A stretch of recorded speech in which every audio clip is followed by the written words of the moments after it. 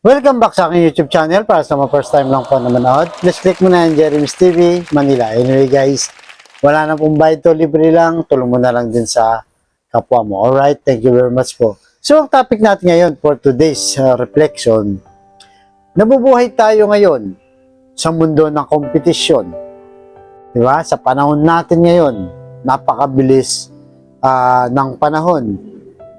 Kahit sa ating mga sariling pamilya, di ba? Halimbawa, yung mga anak mo, may 3 kang anak. Yung isa matalino. Tapos nakakakuha ng mga honors. Tapos yung sumunod, hindi naman. Minsan kinukumpara mo, di ba? Bakit hindi ka gumaya sa kuya mo o sa ate mo? Di ba?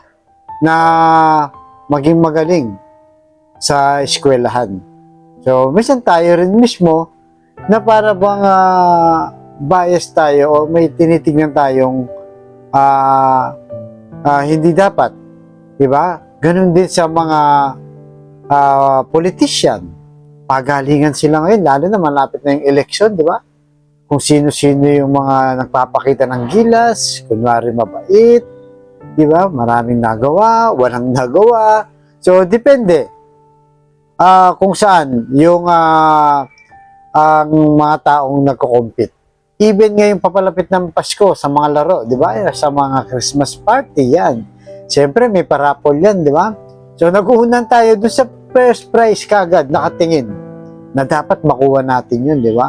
Kung dance competition man yan, kailangan makuha mo yan. Kung solo ano ka lang, di ba? Special number ka. So, marami sa buhay natin ang competition. Even ang ating Panginoong Yesus, nakipag-compete din siya. Kaya sa kanyang buhay. So sabi sa Mateo chapter 27 verse 11, nang nadala na si Jesus kay Pilato, tinanong siya nito, ikaw nga ang hari ng mga Hudyo? Sumagot si Jesus, ikaw na nga ang nagsabi. So guys, napakalinaw, di ba? Bakit tinatanong ni Poncio Pilato na kung siya'y hari ng mga Hudyo?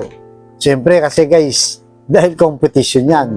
Nung panahon na yon, itong si Poncio Pilato ay mataas ang katungkulan sa Roman Empire. Siyempre, kung yan ay magiging hari, sa tingin niya, o hari siya, banta siya sa kanyang kapangyarihan. Subalit, ang ating Panginoong Yesus ay iba ang kanyang pagkahari. Diba? Kaya nga sabi niya, susunod na Bible verse doon, sabi niya, magkaiba tayo. Ikaw hari ka dito sa mundo. Hindi ako hari dito, kundi sa langit, sabi niya. So sa buhay na walang hanggan ang sinasabi niya.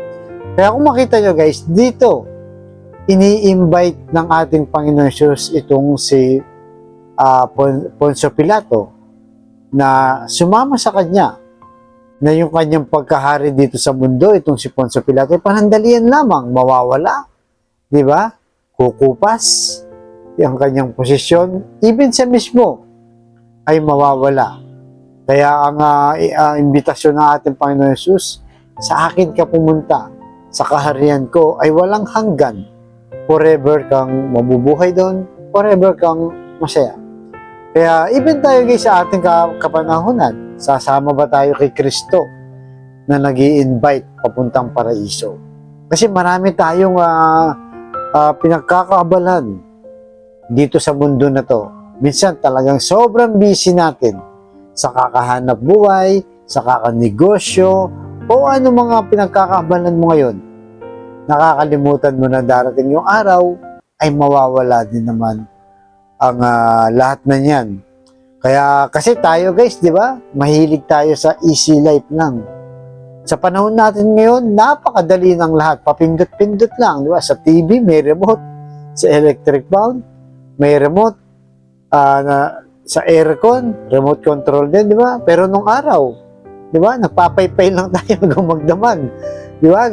Sa mga unang panahon na ating mga lolo't lola ay naranasan nila dahil wala namang kuryente nung araw. Pero ngayon, ayan na, di ba?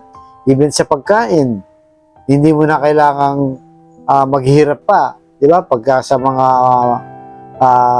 sangkap, di ba? ng mga, halimbawa, sa sinigang, yung sampalok, dati pinipiga pa yan, di ba? Pinapalambot mo, kukunin mo yung katas, yun pa lang yung pangsabaw mo. Pero ngayon, meron ng instant, di ba? Powder na sampalok at kung ano-ano pang mga flavor. Yung isa gustong yumaman, tatayan na lang ng loto para hindi na tayo magtrabaho. Di ba? Maghihintay na lang ng swerte. Yung iba naman, gustong yumaman, pero hindi naman nagtatrabaho. Ang gusto, madali yan. Papasok sa illegal. Di ba? Magbebenta ng illegal. At tapos, yun na nga, ang masaklap nito, pagka nahuli sila, kulong pa. Di ba? So, marami pong mga bagay na talagang ang tao ay gustong madali. Kung gusto po natin sumama sa ating Panginoon sa paraiso, gusto po natin lahat yan, ay kailangan duman tayo sa kanyang krus na maging mapagpasensya, mahaba yung pagtitiis, di ba? Matulungin ka. Pero siyempre, hindi mo naman pinapabayaan yung sarili mo. Di ba? Baka mamaya, hindi naman sulit yung ginagawa mo para sa pamilya mo. Kaya kailangan, di ba, lagi mong disiplinahin yung mga kapamilya mo. Kaya sana, yan po ang laging natin ilagay sa ating isipan na maging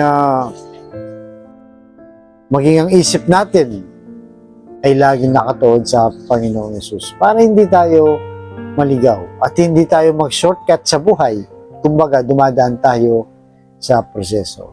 Kaya sa kapatid natin ngayon nanonood sa aking vlog na may matinding problema sa pamilya, kalusugan, at sa financial. Sabayin mo kasi napakasimpleng dasal na kung kayo maniwala at magtiwala sa ating Panginoon Yesus, ay tsak yun, ipagkakalib sa iyo sa tamang panahon. So tapos manalangin, Lord, i-bless niyo po ang kapatid namin nanonood sa aking vlog na malubhan na po ang karamdaman. Stage 4 cancer na, Lord, at tinaningan na rin po ang kanyang buhay. Ipuhin niyo po ng iyong mapagpagaling na kamay. Haplusin niyo po ang kanyang karamdaman. Iyakapin na mahigpit, Lord. Alam naman po namin na walang imposible sa iyo kung iyong loloobin. At ganoon din po sa pamilyang nasisira na o nagkakawatak-watak dahil sa hindi pagkakaunawaan, hindi pagpapatawad, hindi nagpapasensyahan. Ipuhin niyo po ang kanilang puso na maging mapagkumbaba sa bawat isa sa kanila at pagbigis-bigis niyo po muli ang kanilang pamilya. At ganoon din po sa financial, Lord, na kailangan po namin lahat. Lalo na po yung mga kapatid namin, walang-wala, Lord. Ultimo pambili ng 1 kilo ng bigas at kulang. Pinoproblema po. Iniisip pa kung paano sila makakaraos sa maghapon. So, i-bless niyo po ang aming hanap buhay para sa aming pamilya. Ang lahat ng ito hiniling namin sa matamis na pangalan natin, Panginoong Jesus. Amen. To God all be the glory. Sa ngalan ng Ama, ng Anak, ng Diyos, sa Espiritu Santo. Amen. Thank you very much po.